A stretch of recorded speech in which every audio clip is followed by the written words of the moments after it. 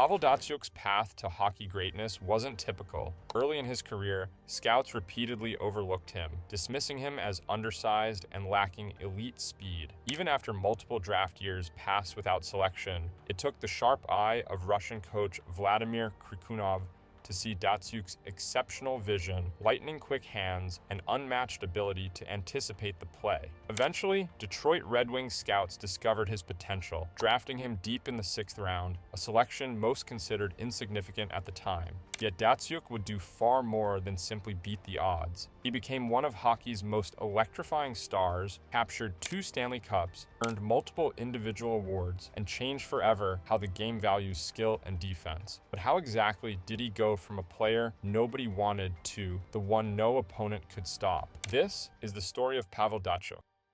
Pavel Valerievich Datsyuk was born on July 20th, 1978, in Sverdlovsk, Russia. He grew up in a modest 3-room apartment in this industrial city, sharing a bedroom with his older sister in a building with no elevator. His father, Valery, worked as a delivery truck driver, and his mother, Galina, was a cook at a military facility. From a young age, Datsyuk was nicknamed Pasha by his parents. He discovered hockey in the makeshift ice rinks between his apartment blocks, often watching older kids play from his window. Pavel's passion was so strong that even when he was homesick with a fever and sore throat, he begged his mother to let him join the games he saw outside. He relented only after he managed to eat some food, despite his illness, upon which the ecstatic boy ran downstairs to play hockey in the cold. Moments like these forged Datsyuk's early love for the game and his determination to play no matter the obstacles. Despite a difficult childhood, Datsyuk remained a polite, hard-working young man who channeled his energy into sports. As a boy, he initially dabbled in chess at his local sports club, a testament to his thoughtful, cerebral nature, before focusing fully on ice hockey around age 10. Datsyuk's organized hockey journey began in the early 1990s with Dynamo Yekaterinburg's farm club in his hometown. Though he displayed good skills on the ice, he was far from a prodigy destined for stardom.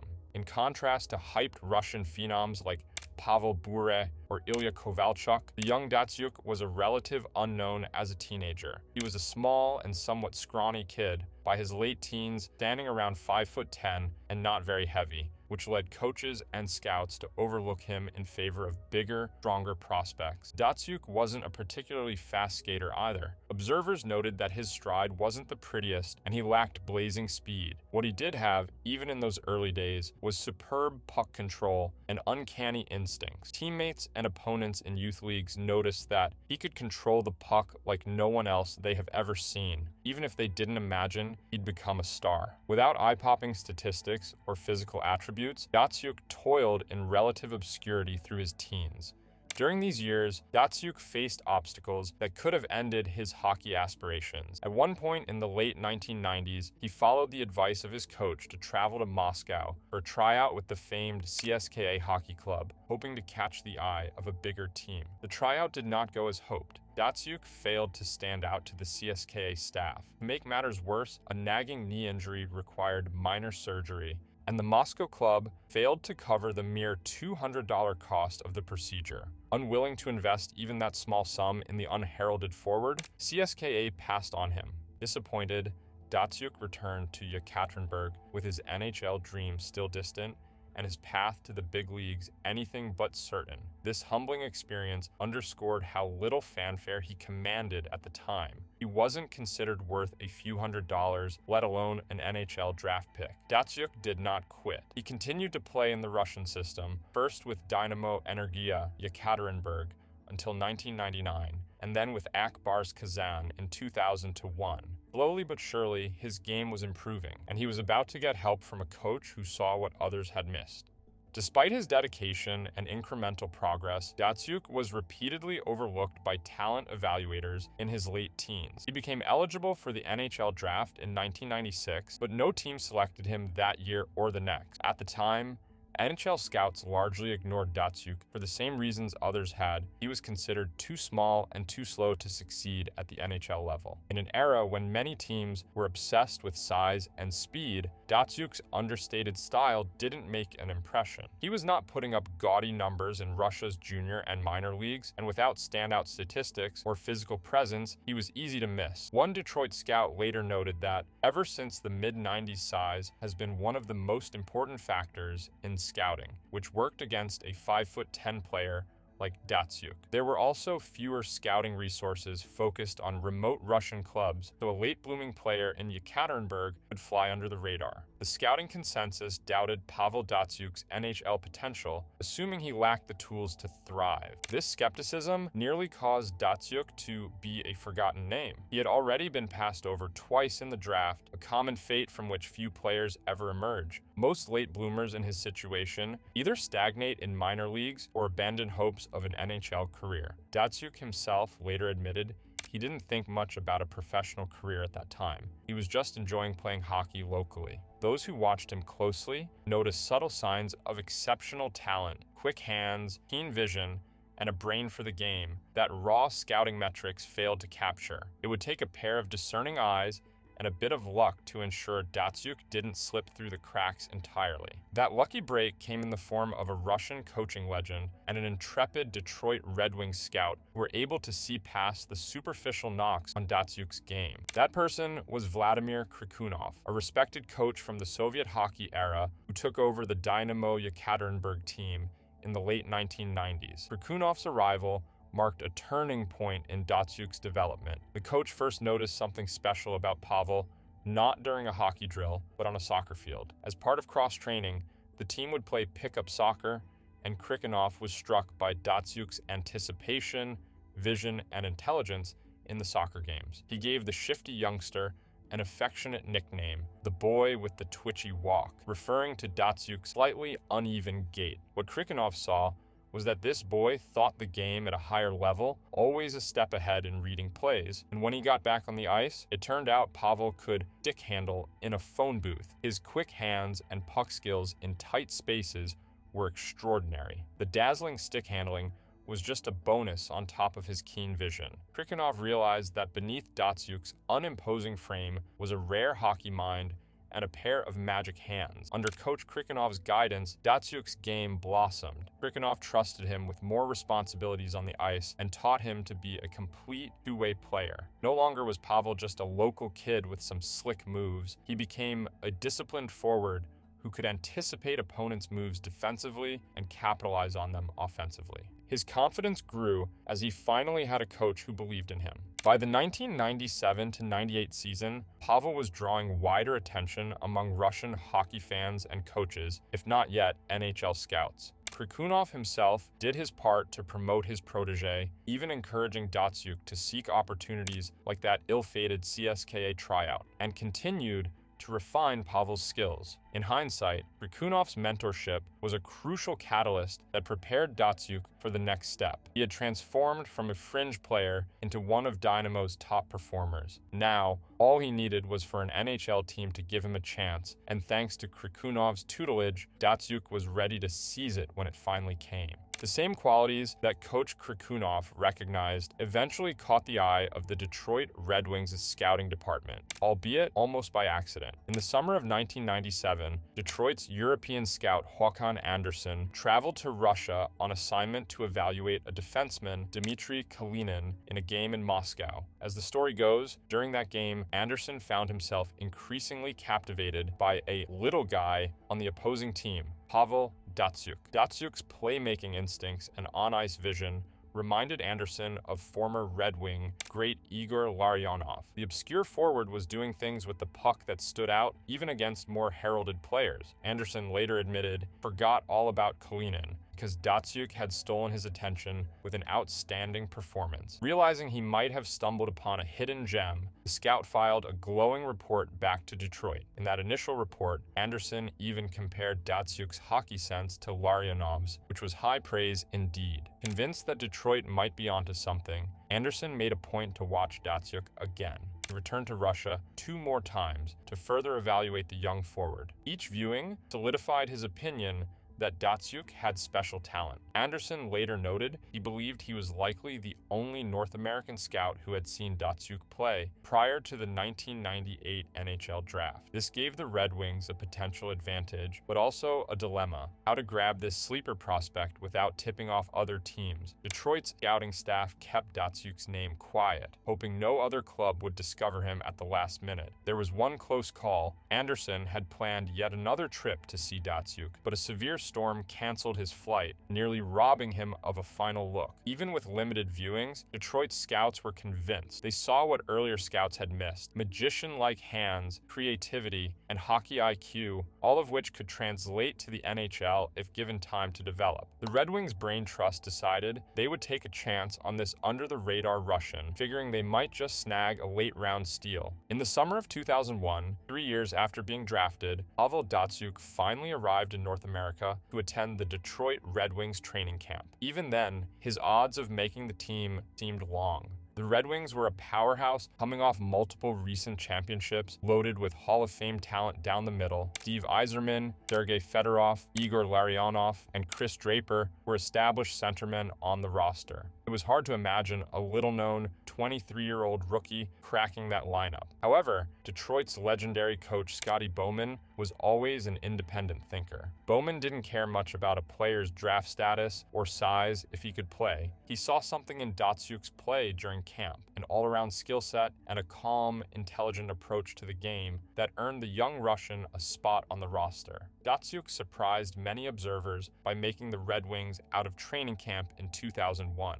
Bowman later recalled that Datsyuk was one of the last great discoveries in his coaching career that he was proud of spotting early. Still, the transition to the NHL was a significant challenge for Datsyuk. He spoke barely any English upon arrival in Detroit and was now thousands of miles from home. The Red Wings arranged for Igor Larionov, one of the team's veteran Russian players, to mentor Datsyuk both on and off the ice. Larionov, himself a cerebral player known as the Professor, took Datsyuk under his wing, helping him learn English phrases, get around town, and adjust to NHL life. Another teammate, defenseman Maxim Kuznetsov, was Datsyuk's roommate and often acted as his translator in those early days. Datsyuk was eased into the lineup during the 2001-2 season, often playing on the third or fourth line, but as injuries and line shuffles occurred, he began to showcase his skill. Coach Bowman, at one point, placed Datsyuk at center between veteran winger Brett Hull and youngster Boyd Devereaux. The trio quickly developed chemistry and even earned a playful nickname,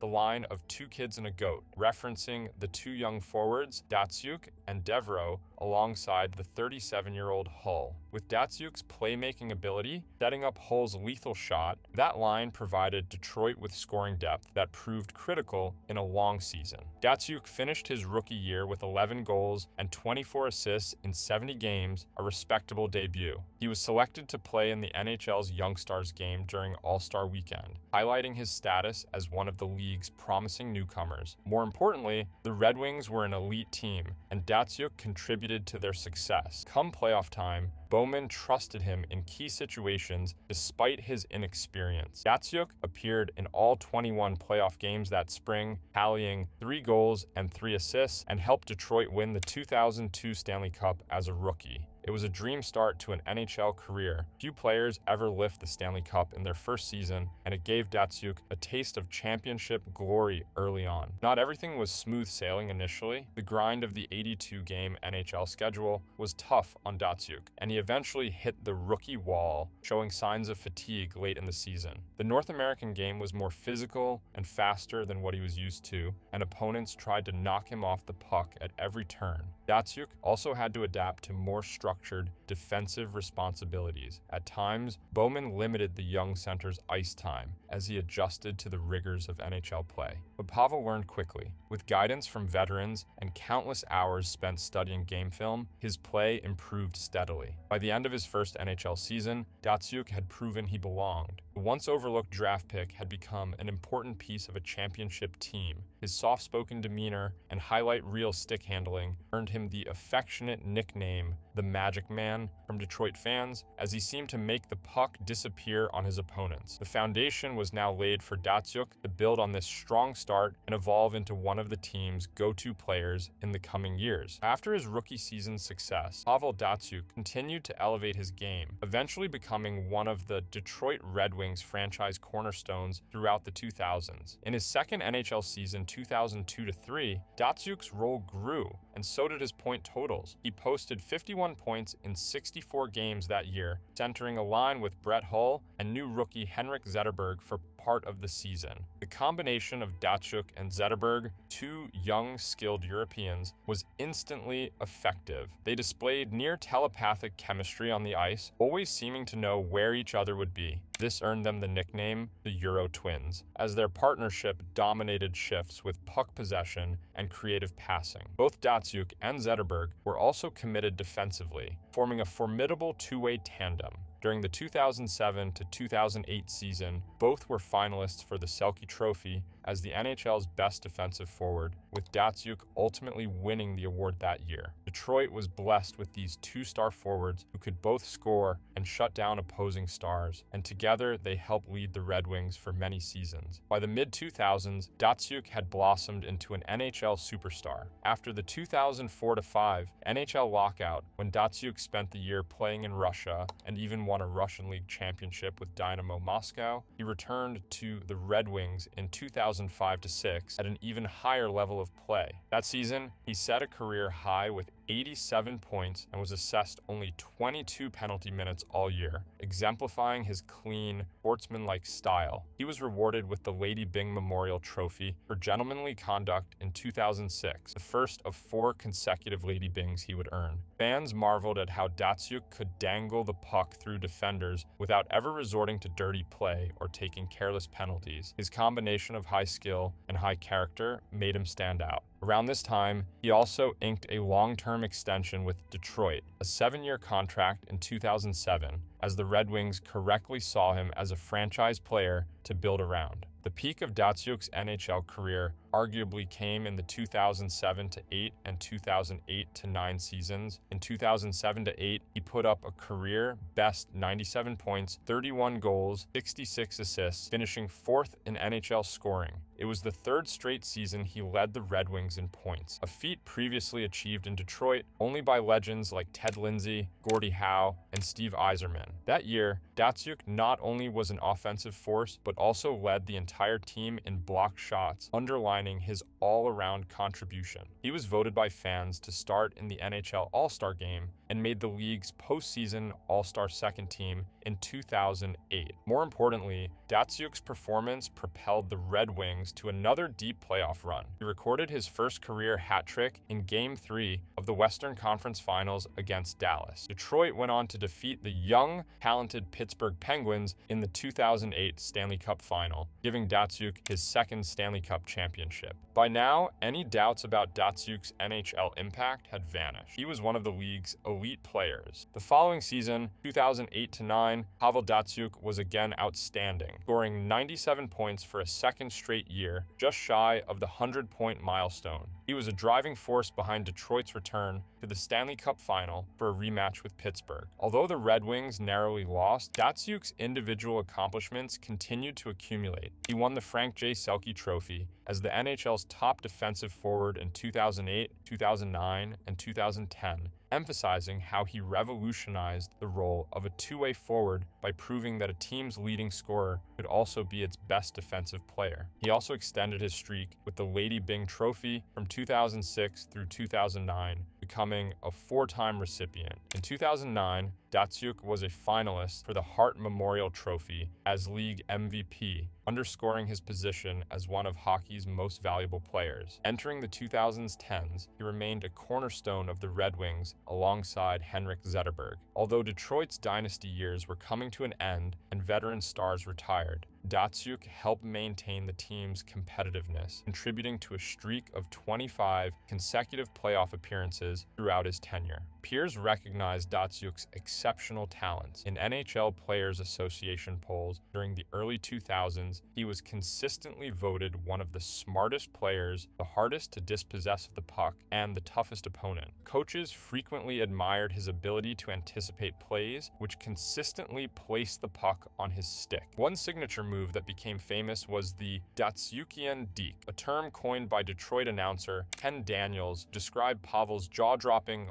one-on-one moves around defensemen and goaltenders. He had a repertoire of shootout dekes and breakaway feints, notably a backhand flip shot after faking forehand, that were so dazzling they simply took on his name. Fans around the league knew when a shooter pulled off a clever ankle-breaking move, it was Datsyukian. Simply put, Datsyuk did things with the puck that few others could even imagine. After the 2015-16 season, his 14th with Detroit, he had accumulated 918 points, 314 goals, 604 assists in 953 games, as well as 113 points in 157 playoff games. These achievements are particularly impressive given his late NHL debut at age 23 and his significant defensive responsibilities. Datsyuk retired from the NHL as one of the greatest Red Wings of all time, ranking highly across franchise statistical categories and earning numerous awards, including 2 Stanley Cups, 3 Selke Trophies, and 4 Lady Byng trophies. After the 2015-16 season, at age 37, Pavel Datsyuk made the difficult decision to leave the NHL while still playing at a high level. On June 18, 2016, he announced that he was departing the Detroit Red Wings and returning to Russia to continue his career closer to home. Datsyuk explained that this choice was driven largely by family considerations and a desire to have his loved ones back in Russia. This was not an easy decision, but it's time for us to return home, Datsyuk told reporters, acknowledging that he was walking away from the final year of his NHL contract to do what he felt was right for his family. The announcement marked the end of an era in Detroit. Fans were sad to see the Magic Man go, but there was respect for everything he had given the franchise over 14 seasons. Although his NHL chapter had closed, Datsyuk was not hanging up his skates just yet. He still had some hockey magic left, and he wanted to showcase it in front of his home crowd. In July 2016, Datsyuk signed a 2-year deal with SKA St. Petersburg, one of the powerhouse clubs in Russia's Continental Hockey League. He made an immediate impact back in Russia. During the 2016-17 KHL season, Datsyuk recorded 34 points in 44 games, and more importantly, helped lead SKA St. Petersburg to the Gagarin Cup title in his very first year with the team. In doing so, he added another major championship to his resume. Now he had an NHL Stanley Cup and a KHL Gagarin Cup. The following season, Datsyuk continued to excel with SKA, and in 2018, he achieved a lifelong dream on the international stage. He was named captain of the Olympic athletes from Russia hockey team at the 2018 Winter Olympics in Pyeongchang. The 39-year-old Datsyuk led a team of Russian stars to the Olympic gold medal, securing victory in a dramatic final and completing his induction into hockey's exclusive Triple Gold Club, players who have won an Olympic gold, a World Championship gold, and the Stanley Cup. After 3 productive seasons in St. Petersburg, Datsyuk decided to finish his playing career in his hometown. In the summer of 2019, as a free agent, he signed with Avtomobilist Yekaterinburg, bringing his career full circle back to the city where he first fell in love with hockey. Even in his 40s, Datsyuk remained an effective player in the KHL, providing veteran leadership and flashes of brilliance for Avtomobilist. He played 2 seasons with his hometown club from 2019 to 2021. By this point, he had little left to prove. In July 2020, he signed one last 1-year extension with Avtomobilist, but after the 2021 season, with over 25 years of pro hockey behind him, Datsyuk finally decided to hang up his skates for good. He did not play in 2021, 22, and in July 2022, formally announced his retirement from professional hockey at age 43. It was the end of an incredible career that spanned continents and garnered virtually every honor the sport has to offer. Even in retirement, Datsyuk's presence looms large. In 2024, he was elected to the Hockey Hall of Fame in his first year of eligibility, a testament to his impact on the game. When he left the NHL in 2016, he was the last active member of Detroit's 2002 championship team, symbolizing the closing of a golden chapter in Red Wings history. Datsyuk's farewell was a bittersweet moment for Detroit fans, but he departed with their utmost respect and gratitude. He returned to Russia as a hero as well. Fans in Yekaterinburg and across the country followed his post-NHL exploits closely, proud of their magic man. Ultimately, Datsyuk retired on his own terms, healthy, accomplished, and at home. His final career stat lines, 953 NHL games, 918 NHL points, 2 Stanley Cups, plus all his KHL and international success, only tell part of the story of what he meant to hockey. Pavel Datsyuk's legacy in hockey is profound and multifaceted. In his heyday, Datsyuk was often referred to as a human highlight reel for the jaw-dropping skill he displayed on the ice. Fans and fellow players alike were mesmerized by his ability to turn seemingly ordinary plays into magic. He could steal the puck from an opponent and, in the blink of an eye, create a scoring chance out of nothing. Many consider him one of the most skilled stick handlers in NHL history. Longtime Los Angeles Kings goalie Jonathan Quick once described facing Datsyuk by saying, "I'd call Datsyuk a master chess player. He has a knack for seeing the entire ice and holding onto the puck until space opens up. He kind of stretches you. You have to commit to one option or you're toast." This quote encapsulates how Datsyuk could outwit even the best goalies and defenders. He played the game 2 steps ahead, as if orchestrating pieces on a chessboard. Beyond the dazzling offensive moves, Datsyuk fundamentally changed perceptions of what a two-way forward could be. Prior to Datsyuk's era, a common assumption was that if a player was highly skilled offensively, you wouldn't ask him to be a shutdown defender as well. Datsyuk shattered that notion. He became the prototype of the elite two-way forward, a player who could lead his team in scoring and be its best defensive forward. By capturing 3 straight Selke Trophies while also putting up all-star scoring numbers, Datsyuk inspired coaches and players to value the 200-foot game. He showed that defensive excellence and offensive creativity were not mutually exclusive but complementary. Younger players took notice of his commitment to back-checking and stealing the puck. Many of the NHL's current star forwards who pride themselves on two-way play, such as Patrice Bergeron, Anze Kopitar, and Alexander Barkov, have cited Datsyuk as a gold standard they aspired to. League-wide, Datsyuk's success helped pave the way for a greater appreciation of forwards who could do it all. Perhaps the greatest measure of Datsyuk's impact is the reverence expressed by those who grew up watching him. Even though he was never the loudest superstar in terms of media attention, players universally respected his game. When Datsyuk was announced as a Hall of Fame inductee in 2024, Edmonton Oilers star Leon Draisaitl, who was a child in Germany during Datsyuk's prime, rushed to get a picture with his idol and said he had worshipped Datsyuk growing up. Patrick Kane, a 3-time Stanley Cup champion, recalled how as a junior player, he would tune in to Red Wings games just to study Datsyuk's moves and shootouts. Kane later admitted that facing Datsyuk in the NHL, there were times you thought you had all the time in the world, and he finds a way to get behind you and strip it from you. It was unbelievable. He was the best at it. Winnipeg Jets forward Kyle Connor, part of a generation who learned the game through YouTube clips, said he would scour Pavel's highlight videos to learn